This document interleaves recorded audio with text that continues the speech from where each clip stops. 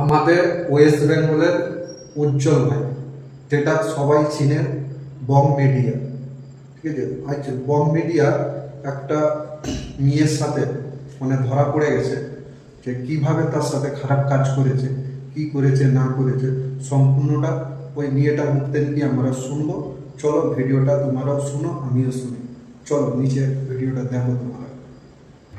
তোমাদের বং মিডিয়া উজ্জ্বল, তো অনেকেই এনাকে চেনো।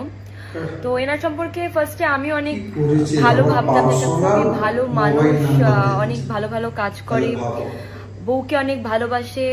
মানে রিসেন্টলি কিছুদিন আগেই বিয়ে হলো ওনার, একটা বিয়ে করে খুবই একটা ভালো মানুষ আমি ভাবতাম।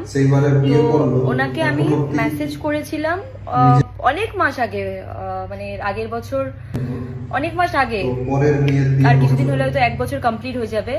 সো অনেক মাস আগে আমি ওনাকে একটা মেসেজ করেছিলাম যে অ্যাজ আ মডেল যদি আপনার কোনোদিনও কোনো মিউজিক অ্যালবামের জন্য আমাকে প্রয়োজন পড়ে, দেন আপনি আমাকে কন্ট্যাক্ট করতে পারেন। আমি কিন্তু মেসেজটা অনেকদিন আগেই ডিলিট করে দিয়েছিলাম, কারণ কোনো রেসপন্স ছিল না। সো আমি বললাম যে ঠিক আছে, তো আমিও মেসেজটা ডিলিটই করে দিয়েছিলাম।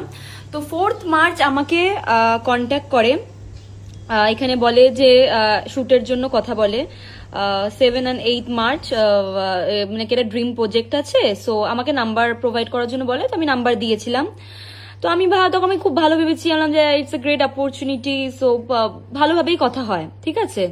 তো তারপরে উনিও আমাকে নাম্বার দেয়, তো তখন আমাকে কল করতে বলো, আমি কল করবো। তখন বললো যে প্রবলেম না হলে করো, নাহলে টেক্সট দিও। তাই আমি যে ঠিক আছে, কোনো প্রবলেম নেই। তো আমি হোয়াটসঅ্যাপে টেক্সট করেছিলাম, এই যে দেখতেই পাচ্ছ এই বং মিডিয়া।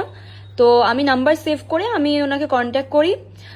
তো এখানে উনি বলে যে ওনার কাজটা রয়েছে, তো আমরা সেই বুঝাই কাজের ওয়াইজই আমরা কথা হচ্ছিল। তো বিশ্বাস করবে না হয়তো যে উনি কিনা, তো একবার ভয়েসটাও শুনে নাও। 12 মার্চ যে শুটিংটা হবে সেটার টার্গেটটা একদিনে কমপ্লিট করা, কারণ একটা লোকেশনে তো পুরো রাত ডেকোরেট করে করবো।